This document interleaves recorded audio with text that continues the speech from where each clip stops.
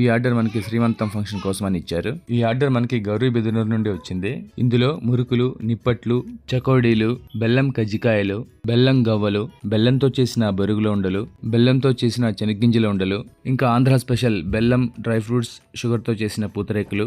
ఏ function అయినా కానివ్వండి, అందులో హైలైట్గా ఉండేది ఫుడ్ మాత్రమే. ఫుడ్కి మనం traditional and home made touch ఇస్తే ఫంక్షన్ ఇంకా హైలైట్ అవుతుంది కదా.